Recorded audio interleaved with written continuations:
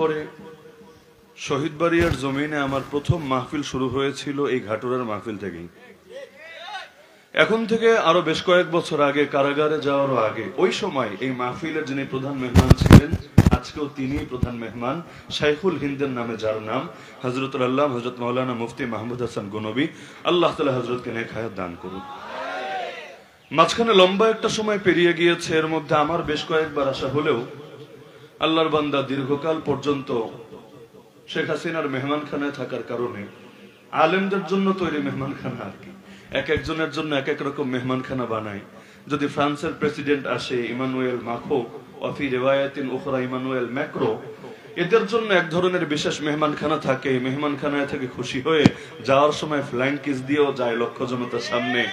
আর যদি আলেম ওলামা হয়, তাদের জন্য আবার ভিন্ন ধরনের মেহমানখানায় রাখে, যেই মেহমানখানায় যদিও কষ্ট দিয়ে থাকে অনেক, যেমন আমাদের জাতির পিতা ইব্রাহিম আলাইহিস সালামকে কষ্ট দেওয়ার জন্য আগুনে ছুড়ে ফেলা হয়েছিল, লেকিন আলহামদুলিল্লাহ সুম্মা আলহামদুলিল্লাহ, পরিণামের বিবেচনায় আল্লাহর নবী ইব্রাহিমের জন্য যেমন সেই আগুন দিলের প্রশান্তির কারণ হয়েছিল, হৃদয়ের প্রশান্তি, আমার জন্য আলহামদুলিল্লাহ এই লাল গুদামগুলো, এই কারাগারগুলো দিলের প্রশান্তির কারণ হয়ে গেছে।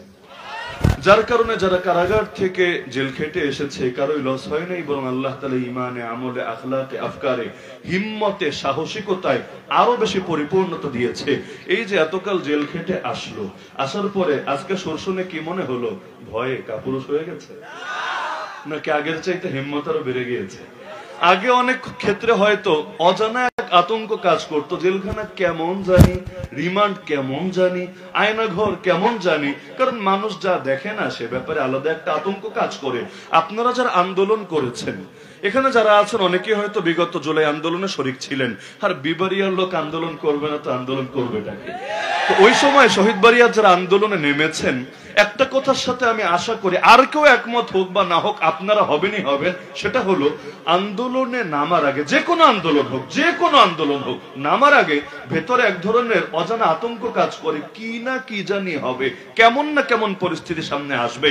কিন্তু একবার নেমে যাওয়ার পরে যখন দেখা যায় দুইজন ভাইয়ের শহীদ দেহ দেখেছে, আর কয়েকজন আহত অবস্থায় কাতরাতে দেখেছে, যখন দেখে পুলিশের টিয়ার শেল একের পর এক আসছে, বুলেট একটা ডান কানের লতির নিচ দিয়ে আর একটা বাম কানের লতির নিচ দিয়ে চলে যাচ্ছে, তখন ভেতরে এমন এক মজবুত হিম্মত তৈরি হয়, আরে নিজেকে সেই জালেমের বুলেটের বৃষ্টির সামনে ঠেলে দিতেও কোনো দ্বিধা বা ভয় অন্তরে কাজ করে।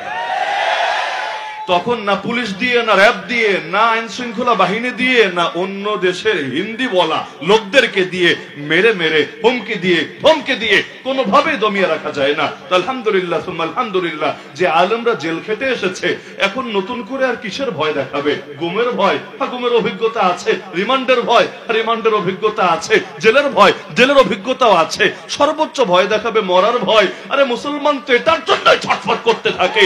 শাহাদাতের মৃত্যুর চাইতে মধুর বিষয় কি হতে পারে? যে আয়াত আমি খুতবায় পড়েছি, রব তো এটাই জানিয়েছেন, মিনাল মুমিনিনা রিজাল, মুমিনদের মধ্যে কিছু মানুষ এমন রয়েছে, সাদাকু মা আহাদুল্লাহ আলাই, যারা আল্লাহকে দেওয়া অঙ্গীকার পূরণ করেছে। কি অঙ্গীকার?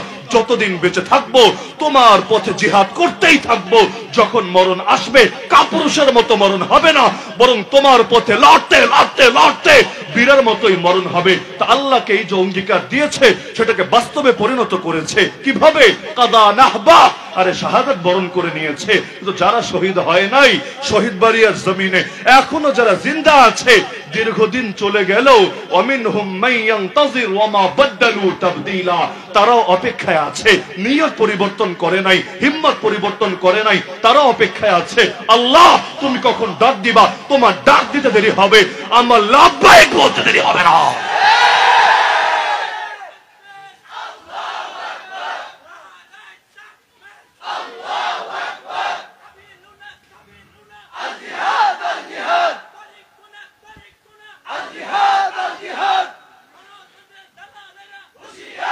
দীর্ঘদিন পর আমার আলাদা একটা ভালো লাগা কাজ করছে, এজন্য উনি চলে যেতে চাইলো, আমি বসালাম যে 5 মিনিট পরে একটু যান। যদিও বাসা থেকে হয়তো ফোন আসছে বারবার, জলদি আসেন জলদি আসেন, লেকিন আমি আটকালাম, 5টা মিনিট পরে যান, একটু স্মৃতিচারণ করি। এত বছর পর আবার এখানে একত্রিত হলাম। আল্লাহ তাআলা এভাবে আরো যত মাজলুম এখনো কারাগারে আছেন, এখনো অনেক ভাই আছেন যারা হয়তো সেলিব্রিটি না, পাবলিক ফিগার না, সবাই তাদের নাম চেনে না, নাম জানে না, তাদেরকে নিয়ে আন্দোলনও করে না, কিন্তু তাদের অনেকের কোরবানি আমাদের চাইতে হাজার গুণ না লক্ষ। যাদের জীবনের দাম, যাদের কর্মের দাম আমাদের চাইতে, আমাদের সবারটা মিলালেও এর চাইতে অনেক বেশি। ইনশাআল্লাহ সুম্মা ইনশাআল্লাহ একদিন তারাও মুক্ত হবেন। যেদিন এভাবে সকল মাজলুমরা বেরিয়ে আসবেন, সেদিনই হবে আমাদের আনন্দের দিন, সেদিনই হবে আমাদের প্রকৃত সুখের দিন। আলহামদুলিল্লাহ আমাদের ভাইয়েরা বের হওয়ার পরও এই পেরেশানি ছেড়ে দেয় নাই, বরঞ্চ মাজলুমই তো মাজলুমের দুঃখ বুঝবে, একজন বের হয়ে অন্যদের জন্য এখন কাজ চালাচ্ছে। আল্লাহ তাআলা এভাবে সকল মাজলুমদেরকে দ্রুত আমাদের বুকে ফিরিয়ে আনুন। তা আমরা দোয়া করব, সব সময়ের জন্য দোয়া করব, খালি এক মাহফিলের দোয়া না, যে সকল মাজলুম আলেমদেরকে আল্লাহ তাআলা যাতে বিশেষভাবে নিরাপত্তা দান করেন শকুনের নজর থেকে, হিংসুকের হিংসা থেকে, দুশমনের দুশমনি থেকে। এবং তারা যেহেতু পরীক্ষিত, কোরবানি দেওয়ার পরও যেহেতু অটল আছে এবং অবিচল আছে, দালালের খাতায় নাম লেখায় নাই, মুনাফিক হয়ে যায় নাই, নিজেদের ঈমানকে টাকার কাছে বিক্রি করে দেয় নাই। সুতরাং আমরা আশাবাদী, আর কিছু হোক বা না হোক, অন্তত উম্মতের ঈমানের সঙ্গে তারা প্রতারণা করবেন না, উম্মতের আস্থাকে তন্ত্রমন্ত্রের লাইনে তারা প্রভাবিত করবেন না। দুদিন আগে হোক বা দুদিন পরে ইনশাআল্লাহ তারাই এই বাংলার জমিনে খেলাফতের পতাকা, কালেমার পতাকা পথ করে উড়াবে, পৃথিবীর কেউ সেটাকে রুখতে পারবে না ইনশাআল্লাহ। وجعلناهم أئمة يهدون بأمرنا لما صبروا وكانوا بآياتنا يوقنون। আল্লাহর কোরআন বলছে, দুটো গুণ যদি বান্দাদের ভেতরে থাকে আমি ইমাম বানিয়ে দিব, নেতা বানিয়ে দিব তাদেরকে। কোন দুই গুণ? এক গুণ হলো সবরের গুণ, আর আরেক গুণ হলো আল্লাহর ওয়াদার উপর ঈমান আর ইয়াকিনের গুণ। তো সবরের গুণ যাদের ভেতরে আছে, আর দীর্ঘ কষ্ট পাওয়ার পরও যারা এখন আল্লাহর ওয়াদার উপর ইয়াকিন রেখেছে, আমাদের দুনিয়ার কিসের উপর ইয়াকিন থাকবে? বাহ্যিকভাবে দেখতে তো আমাদের কিছুই নাই। এই যে মোল্লা মৌলবীদের নিয়ে রিমান্ডে পেরেশানি করেছে, সবচাইতে বেশি ভয় কি নিয়ে ছিল জানেন? যে আসলে এদের শক্তির উৎসটা কোথায়? এরা এত বড় গলায় কিভাবে কথা বলে? দেখতে মনে হয় ছোট একটা মানুষ, কিন্তু হুঙ্কারে আকাশ বাতাস প্রকম্পিত হয়ে ওঠে।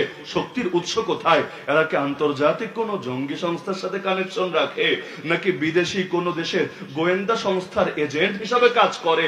এমনকি আমার মোবাইল পর্যন্ত নিয়ে সবার আগে চেক করেছে বিদেশি নাম্বার কোনটা কোনটা আছে, পাকিস্তানের কারো নাম্বার আছে কিনা, আফগানিস্তানের কারো নাম্বার আছে কিনা, চিন্তাই করে পায় না। হুজুররা এত বড় গলায় কিভাবে কথা বলে? মনে হয় আন্ডারগ্রাউন্ডে তাদের বিশাল নেটওয়ার্ক, বিশাল কানেকশন আছে। তো পাগলরা জানে না, যার আল্লাহ আছে, আল্লাহর সাথে যার সম্পর্ক আছে, পৃথিবীর কিচ্ছু লাগে না। আরে যে আল্লাহকে ধারণ করে অন্তরে, বাতিলের সামনে তার সুর কখনো নত হয় না। তাহলে আল্লাহ তাআলাই তো যথেষ্ট আমাদের জন্য। তো আল্লাহর ইয়াকিনের উপর ওয়াদা, এটাই যথেষ্ট। দুনিয়ার লোক থাকলেও আলহামদুলিল্লাহ, না থাকলেও আলহামদুলিল্লাহ। যে হযরত বলছিলেন না যে কয়জন আছে, আরে থাক, একদম জিরো যদি থাকে, কিন্তু একদম জিরো হলেও সঙ্গে কে আছে? হাসবুনাল্লাহু ওয়া নি'মাল ওয়াকিল, নি'মাল মাওলা ওয়া নি'মান নাসির। আমিরুল মুমিনিন মোল্লা মুহাম্মদ ওমর রাহমাতুল্লাহি আলাইহি তো বলেছিলেন যে আমেরিকা আমাদের হুমকি দিয়েছে, জর্জ ডব্লিউ বুশ বলেছে যে আমাদেরকে 3 দিনের মধ্যে তছনছ করে দেবে, আমারে ধরে ওয়াশিংটনে তার সামনে নিয়ে হাজির করবে। তো এক ওয়াদা বুশ দিয়েছে, আর এক ওয়াদা আল্লাহ দিয়েছেন। আল্লাহ ওয়াদা দিয়েছেন ঈমান আমল ঠিক থাকলে বিজয় আমাদেরই হবে। শীঘ্রই আমরা দেখব আল্লাহর ওয়াদা সত্য নাকি আমেরিকার ওয়াদা সত্য। আল্লাহ দেখিয়ে দিয়েছেন, যদিও নিজে দেখে যেতে পারেন নাই, আল্লাহ দেখিয়ে দিয়েছেন। পৃথিবীর 800 কোটি মানুষ দেখেছে, আসমান জমিন সমস্ত মাখলুক দেখেছে। আল্লাহর ওয়াদাই সত্য, বুশের ওয়াদা, ট্রাম্পের ওয়াদা, ওবামার ওয়াদা, আরো যত নেতা খেতা সবার ওয়াদা মিথ্যা। তাহলে হেফাজতের মালিক কে? আল্লাহ যেহেতু হেফাজত করেন, সুতরাং ভয়ের কিছু নাই। বিজয় দেবেন কে? ইযা আরাদাল্লাহু শাইআন হাইয়া লাহু আসবাবা। আল্লাহ কোনো কিছুর ইরাদা করলে তিনি নিজেই সেটার আসবাব এবং সেটার উপায় উপকরণ তৈরি করেন। তো হযরতকে আর বেশিক্ষণ বসে কষ্ট দেব না, আমরা সর্বদা দোয়ায় স্মরণ রাখবো আল্লাহ তাআলা যাতে এই মাজলুমকে সারাটা জীবন জুড়ে জালেমের জুলুম থেকে হেফাজত করেন এবং এই মাজলুমদের নেতৃত্বে আগামী বাংলাদেশকে ইসলামের বাংলাদেশ, কোরআনের বাংলাদেশ হিসেবে করার তৌফিক দান করেন। আর বিশেষভাবে আরেকটা দোয়া করা দরকার ছিল, লেকিন নিষেধ করেছেন বলে দোয়াটা করতে পারছি না। তো দোয়া করতে না পারলেও অন্তত ভালো কামনাটা আমরা করে দিতে পারি, বারাকাল্লাহু লাকা ওয়া বারাকা আলাইকা ওয়া জামা বাইনাকুমা ফি খাইর। কিসের জন্য দোয়া করলাম এটা মাদ্রাসার তালিবুল ইলমরা বুঝলেই চলবে, সাধারণ মানুষরা হয়তো বুঝবে না। আলহামদুলিল্লাহ, যেই সুন্নতি বয়ান আগে করতেন, বিবারিয়ার বুকেও অনেকবার সুন্নতের বয়ান দিয়ে গিয়েছেন। আলহামদুলিল্লাহ, আল্লাহ তার বান্দার দ্বারা শুধু জবানি খেদমত না, আমলি খেদমতও নিয়ে নিয়েছেন। তো এজন্য আমরা বরকতের দোয়া করি, আল্লাহ তাআলা তার এই বরকত দান করুন এবং কুররাতু আয়ুন, আঁখোকে ঠান্ডা, চোখে শীতলতা দান করুন। তো এবার আসি মূল প্রসঙ্গে। এই জমিনের মালিক কে? এই জমিনের মালিক হলেন আল্লাহ। আর আমরা কার বান্দা? আল্লাহর বান্দা। তো আমরা যেহেতু আল্লাহর বান্দার, আল্লাহ হলেন জমিনের মালিক, তাহলে আমাদের কাজ কি? আমাদের একমাত্র কাজ হলো আল্লাহর বন্দেগি করা, আল্লাহর দাসত্ব করা, আল্লাহর গোলামি করা। তাহলে এই জমিন আল্লাহর মাখলুক, আমরাও আল্লাহর মাখলুক। মাখলুক হিসাবে সারা জীবনের কাজই একটা, সেটা আল্লাহর গোলামি বাস্তবায়ন করা। কিভাবে? কিভাবে? এটার নামই হলো মুহাম্মাদুর রাসূলুল্লাহ সাল্লাল্লাহু আলাইহি ওয়াসাল্লাম। আল্লাহর হুকুম এবং নবীজির তরিকা, এই দুইটা হলো মুমিনের জীবনের দুইটা চাকা। রেলগাড়ি দেখেছেন আপনারা? রেলগাড়ি চলে কয় চাকার উপর? প্রত্যেকটা সারিতে তার দুইটা করে এভাবে চাকাগুলো থাকে। যদি এমন হয় চাকা একটা আছে লেকিন আরেকটা চাকা নাই, রেলগাড়ি চলতে পারবে? যত ভালো রেলগাড়ি হোক, যত ফার্স্ট ক্লাস গাড়ি হোক, চলতে পারবে না। তার চাকা লাগবে দুইটা। আর রেলগাড়ি কিন্তু রাস্তা দিয়ে যেভাবে মনে চায় সেভাবে চলতে পারে না, তার নির্দিষ্ট পথ আছে, ওই পথ ধরেই তাকে আগাতে হবে।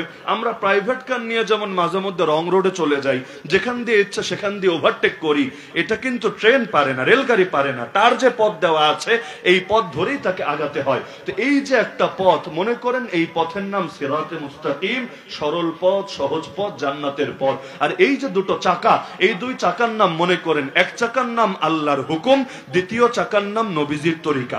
এক চাকার নাম আল্লাহর হুকুম, দ্বিতীয় চাকার নাম নবীজির তরিকা। চাকা দুইটা কেন লাগে? কারণ আল্লাহর হুকুম নিলেই খালি হয় না, নবীজির তরিকাও নেওয়া লাগে। যেমন আল্লাহ বললেন, বান্দা নামাজ পড়, কিন্তু কিভাবে নামাজ পড়বেন আপনি?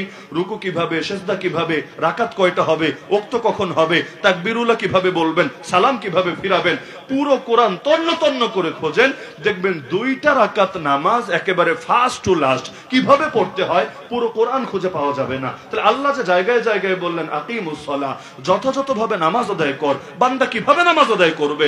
তো নবী এসে সমাধান দিলেন, উম্মত পেরেশানির কোনো কারণ নাই, খুযু আন্নী মানাসিকাকুম, সাল্লু কামা রাআইতুমুনি উসাল্লি, তোমরা দেখো আমি কিভাবে নামাজ পড়ি, জাস্ট আমাকে ফলো করো, তাহলে এই আয়াতের উপর তোমাদের আমল হয়ে যাবে। তাহলে হুকুম দিলেন কে?